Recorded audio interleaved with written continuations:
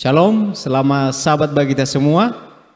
Kita kembali lagi belajar sekolah sahabat kita. Pelajaran yang ketiga yang berjudul latar belakang pembukaan. Kita akan membahas pelajaran kita pada sahabat ini bersama dengan Bapak Siboro. Selamat sahabat Pak. Selamat sahabat. Dan juga Bapak Pendeta Syagian. Selamat sahabat. Selamat sahabat. Sebelum kita memulai diskusi kita pada sahabat ini, kita terlebih dahulu berdoa. Saya undang Bapak Siboro boleh pimpin kita dalam doa. Baik, mari sama-sama kita berdoa. Bapa dalam surga, saat ini kami mau membahas tentang firman-Mu. Berilah kami Tuhan pengertian roh-Mu sehingga kami dapat membahas firman-Mu dengan baik. Tuntun kami Tuhan dan juga para pendengar, biarlah kami mendapatkan berkat dari firman ini, memotivasi kami agar kami semakin mengenal Engkau. Terima kasih Bapa, di dalam nama Yesus Kristus kami memohon. Amin. Amin, terima kasih. Baik, ayat hafalan kita sepanjang minggu ini yang tercatat dalam 1 Yohanes pasal 1 ayat yang ke-1 dikatakan bahwa pada mulanya adalah firman. Firman itu bersama-sama dengan Allah dan firman itu adalah Allah. Ya, pelajaran kita sepanjang minggu ini berbicara tentang firman, yaitu apa? Yaitu Yesus sendiri. Ya. Untuk memulai diskusi kita pada sahabat ini, saya terlebih dahulu memberikan pertanyaan kepada Pak Pendeta. Yang pertanyaannya adalah, apakah penjelasan yang kita dapat tentang Sang Firman Yesus Kristus, ya. Kalau dikatakan tadi di Yohanes 1 ayat 1 itu pada mulanya adalah firman, ya. Dan firman itu bersama-sama dengan Allah dan firman itu adalah Allah. Boleh dijelaskan Pendeta? Ya, saya pikir sudah sangat jelas sekali ketika Yohanes menjelaskan siapa Yesus, ya. Artinya sudah tidak diragukan dari 5 ayat pertama, Yohanes langsung menyimpulkan bahwa siapa Yesus, begitu ya. Nah, jelas di sini dikatakan bahwa pada mulanya adalah firman, ya. Firman itu bersama-sama dengan Allah dan firman itu adalah Allah.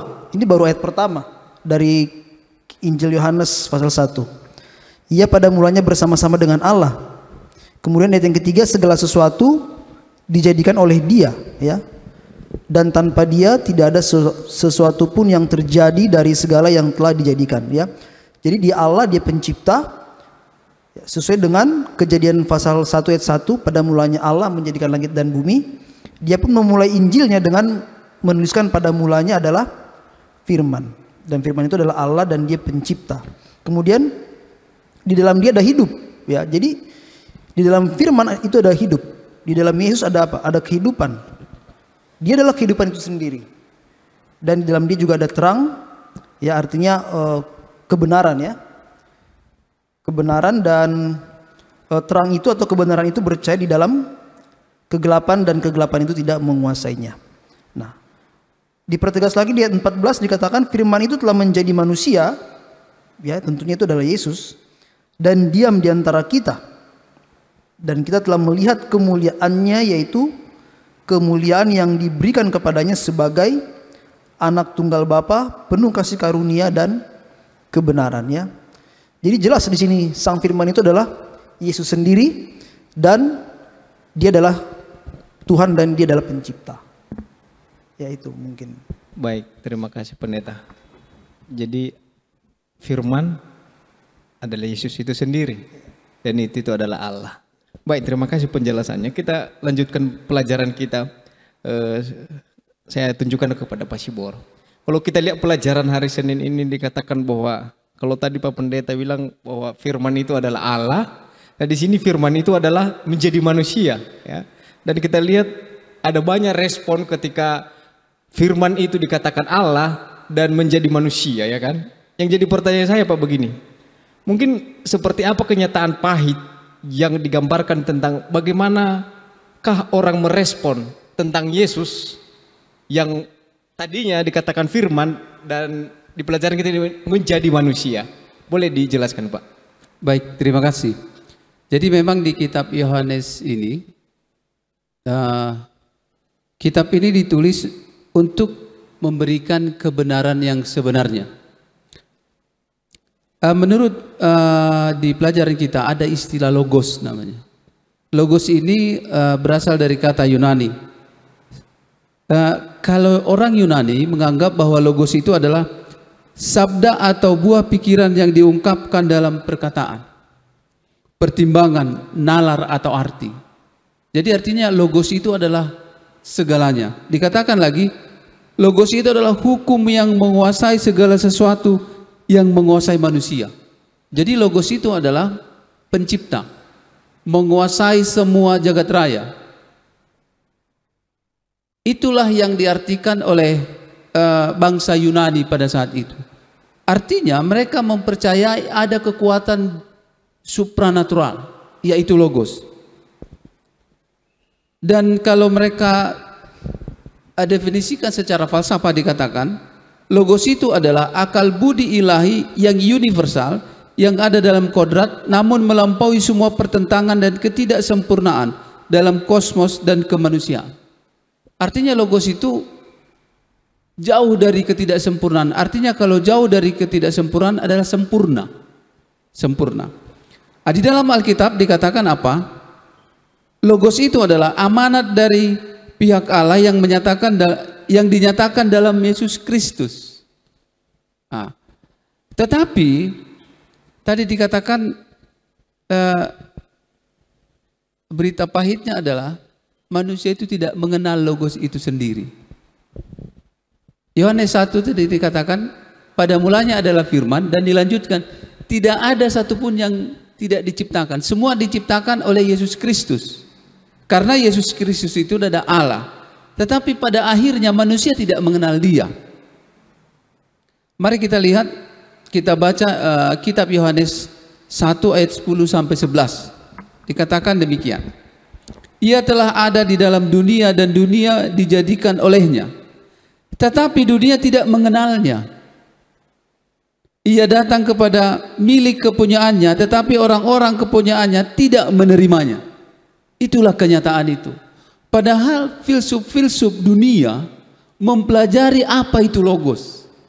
Tetapi ketika sang logos itu datang, mereka tidak mengenal. Bahkan para imam-imam, pemikir-pemikir Yahudi pada saat itu, mereka tidak bisa mendeteksi logos yang sebenarnya. Di kitab Yohanes pasal 20 ayat 31 dikatakan, tetapi semua yang tercantum di sini telah dicatat. Ini tujuan Rasul Yohanes ya, supaya kamu percaya bahwa Yesuslah Mesias, Anak Allah, dan supaya kamu oleh imanmu memperoleh hidup dalam namanya. Jadi Rasul Yohanes berusaha untuk meyakinkan semua orang pada saat itu bahwa logos itu loh, pencipta langit dan bumi dan seluruh jagat raya, adalah Mesias itu. Tetapi sayangnya lebih banyak orang yang tidak dapat menerima. Terima kasih. Baik, terima kasih Pak penjelasannya ya. Jadi walaupun mereka belajar tentang logos, tapi ketika logos itu datang di tengah-tengah mereka tidak percaya. Luar biasa ya. Respon-respon manusia pada saat itu. Baik, kita lanjutkan pertanyaan berikutnya pendeta. Pertanyaan begini, dengan cara apakah kita beriman kepada Yesus dan bukan hanya sekedar mengakui bahwa Dia adalah seorang Mesias ya, tapi kita benar-benar memiliki atau mempunyai iman kepada Sang Firman itu? Boleh dijelaskan kira-kira seperti apa pendeta? Baik, kita bisa baca itu ya di dalam Yohanes 3 ya. Yohanes 3.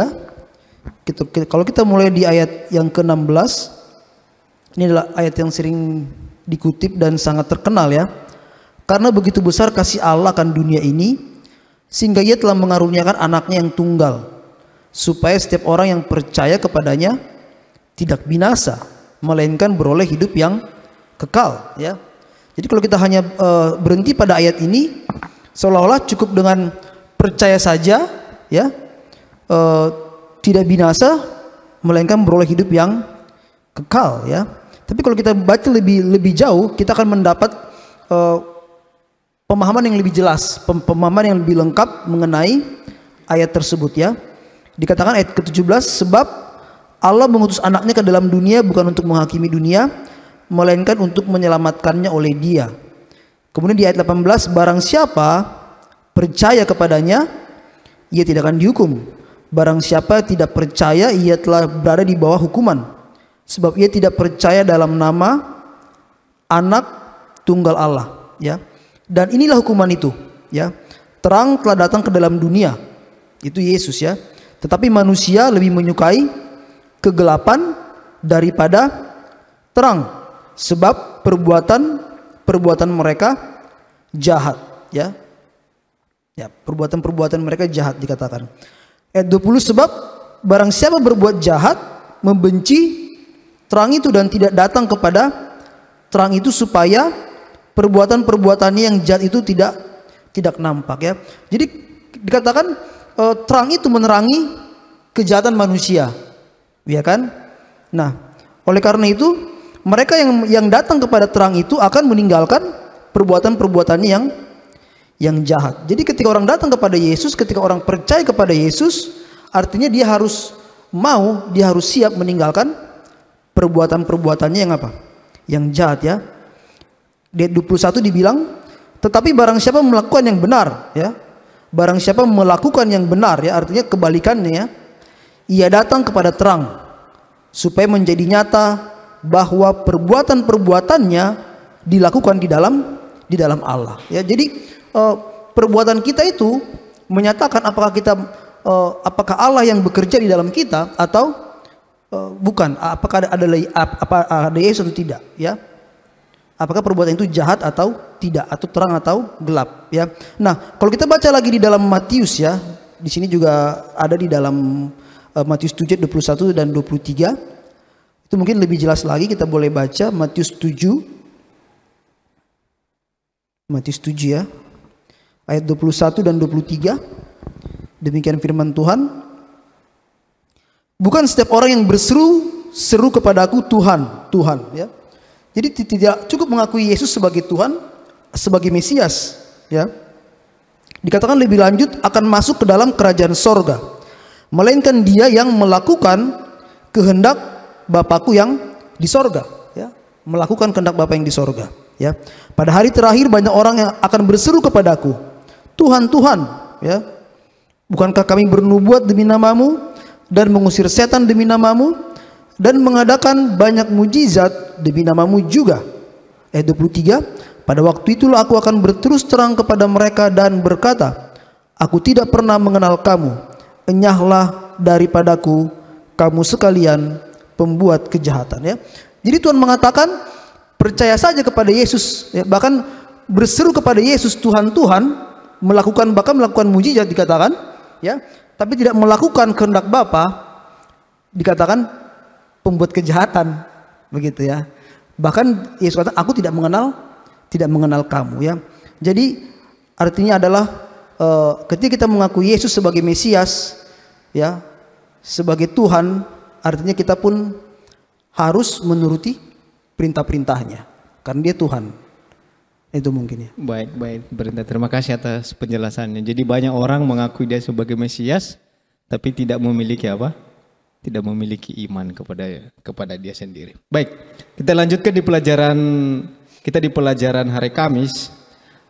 Saya tunjukkan kepada Pak Sibor ada kalimat seperti ini, Pak. Dikatakan bahwa ini kata Yesus ini, Bapa, telah tiba saatnya, permuliakanlah anakmu supaya anakmu mempermuliakan engkau. Boleh dijelaskan kalimat ini, Pak? Baik. Memang pada dasarnya bahwa Yesus itu akan dipermuliakan. Kita kalau ingat ketika bangsa Israel, ketika banyak ular beludak dan mereka digigit ular, mereka harus memandang ada yang diangkat, ular diangkat. Dan barang siapa yang memandang kepada ular itu, maka akan sembuh, itu tertulis.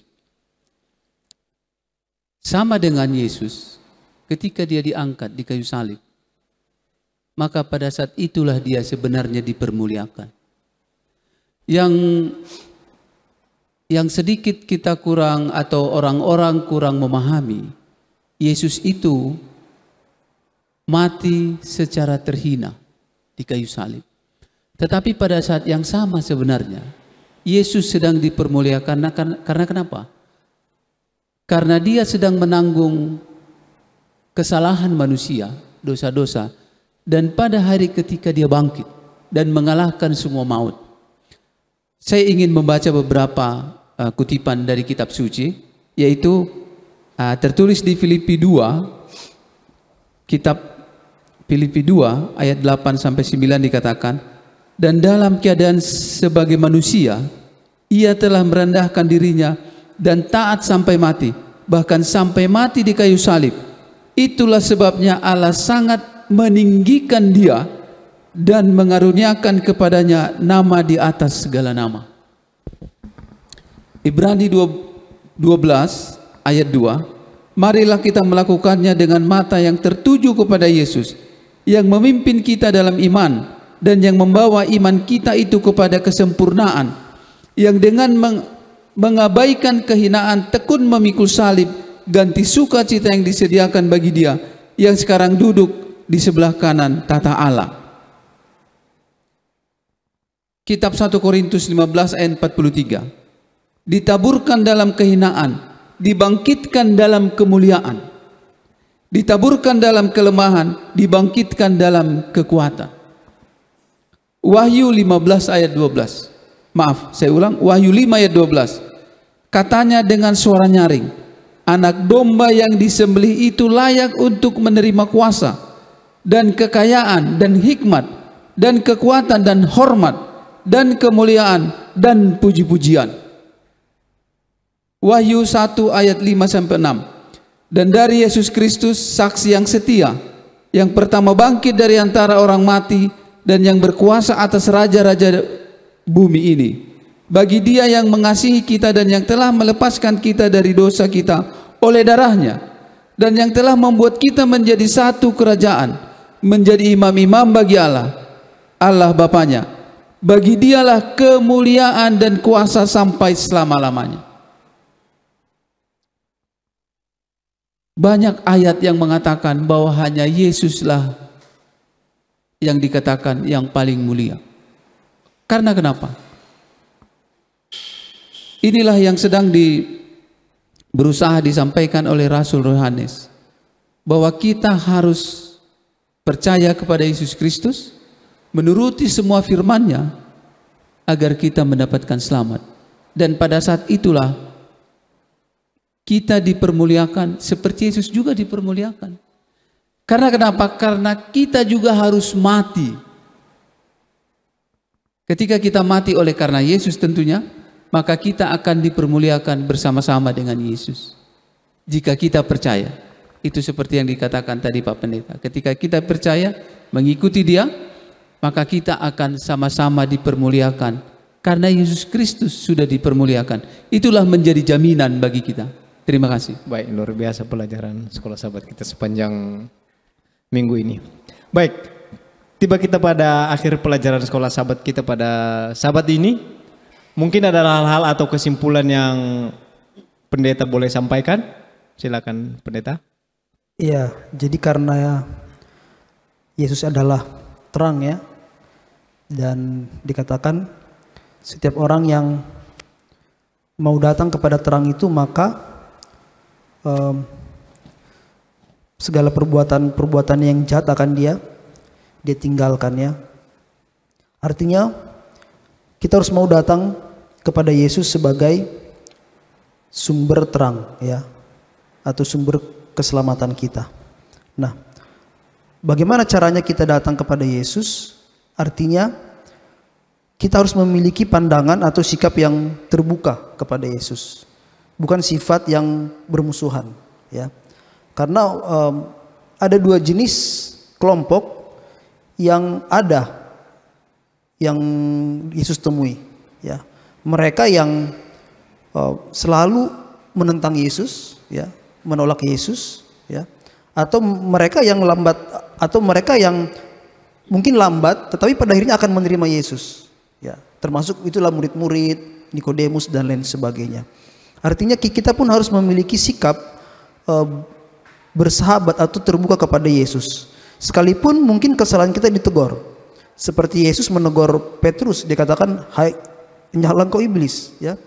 Tetapi Petrus memiliki sikap yang positif kepada Yesus, sekalipun Yesus menegur dia dengan keras. Dan memang itulah yang pada akhirnya mengubahkan kehidupan Petrus. Nah, artinya kita harus selalu memiliki sikap yang positif, sikap yang terbuka, ya, sikap yang tidak bermusuhan dengan Yesus. Ya, kita harus mau menerima segala pengajarannya, menuruti segala pengajarannya, dan benar-benar belajar untuk terus beriman dan percaya bahwa Dia adalah Tuhan dan Mesias yang sanggup untuk menolong dan menyelamatkan kita di dalam kehidupan kita. Baik, terima kasih Pendeta. Mungkin dari Pak Siboro. Baik, terima kasih. Banyak pertanyaan, apakah Yesus itu Tuhan? Di mana itu tertulis? Nah, karena kita mempelajari tentang kitab Yohanes yang mengatakan bahwa Yesus itu adalah Sang Logos. Saya rindu membacakan 2 ayat. Yang pertama adalah Yohanes 11 ayat 25 dan 26. Ini kata-kata Yesus sendiri. Dia mengaku sebagai Tuhan. Jawab Yesus, akulah kebangkitan dan hidup. Barang siapa percaya kepadaku, ia akan hidup walaupun ia sudah mati. Jelas. Dan setiap orang yang hidup dan percaya kepadaku tidak akan mati selama-lamanya. Percayakah engkau akan hal ini? Pertanyaan Yesus. Hanya Tuhanlah yang sanggup mengatakan bahwa kita dijamin hidup selama-lamanya. Sesudah itu Yohanes 13 ayat 13. Kamu menyebut aku guru dan Tuhan? Ini kata-kata Yesus. Dan katamu itu tepat. Sebab memang akulah guru dan Tuhan. Banyak kita ditantang. Di mana tertulis Yesus mengatakan kalau Dia Tuhan? 2 ayat ini meyakinkan kita bahwa Yesus adalah Tuhan. Ditambah dengan Yohanes 1 ayat 1 sampai 5. Terima kasih. Baik, terima kasih. Jadi itulah pelajaran kita sepanjang minggu ini bahwa Yesus itu adalah Tuhan, ya, dan dibuktikan dengan penjelasan kita sepanjang minggu ini, yang menunjukkan bahwa Yesus itu adalah Firman. Dan firman itu bersama-sama dengan Allah, dan memang dialah apa? Dialah Allah. Ya, jadi mungkin kalau masih ada pertanyaan-pertanyaan ragu-ragu, mari kita buka Alkitab kita bacalah ayat yang disampaikan Pak Siboro tadi bahwa Yesus mengakui Dia bahwa sebagai apa? Sebagai Tuhan. Jadi tidak ada lagi keraguan bagi kita untuk bertanya siapakah itu Yesus? Benarkah Dia Tuhan? Pelajaran kita sudah memastikan bahwa Dia adalah siapa? Adalah Tuhan. Demikianlah pelajaran kita pada Sabat ini. Untuk menutup diskusi kita, saya undang Bapak Pendeta boleh pimpin kita dalam doa. Baik, mari kita berdoa. Tuhan Allah kami bersyukur dan bersukacita Tuhan oleh karena kami baru saja mempelajari tentang siapa Yesus sesungguhnya, dan kami bersyukur Tuhan bahwa Yesus adalah Allah yang mengasihi kami, Allah yang menjelma menjadi manusia, diam di antara kami Tuhan, dan yang mengorbankan dirinya untuk menyelamatkan kami. Tuhan kami, Allah kami, biarlah melalui pelajaran pada sepanjang 1 minggu ini, kami semakin diteguhkan iman kami, semakin diteguhkan pengharapan kami di dalam Yesus Kristus, karena kami benar-benar yakin, benar-benar percaya bahwa di dalam Yesus ada keselamatan kami. Tuhan kami, Allah kami berdoa kepadamu Tuhan, memberkati kiranya para pemirsa dan umat-umat Tuhan pada Sabat yang kudus ini. Bila berkat Tuhan senantiasa menjadi bagian mereka di dalam kehidupan mereka. Demikian juga kami berdoa kepada Tuhan untuk Bapak Joel Siboro dan juga Bapak Yusuf Nduru, bahkan hamba-Mu sendiri yang saat ini membawakan pelajaran kepada saudara-saudara kami. Biarlah Engkau memberkati masing-masing kami Tuhan di dalam kehidupan kami dan juga di dalam pelayanan kami. Terima kasih banyak Tuhan di surga. Terpujilah nama-Mu Bapa, ampunilah dosa kami. Dalam nama Yesus Kristus, Tuhan dan Juru Selamat kami. Amin. Baik. Amin. Amin. Terima kasih. Demikianlah diskusi kita. Terima kasih Bapak Pendeta, Pak Siboro atas kesempatan, atas waktunya. Kami sampaikan selamat Sabat, Tuhan memberkati.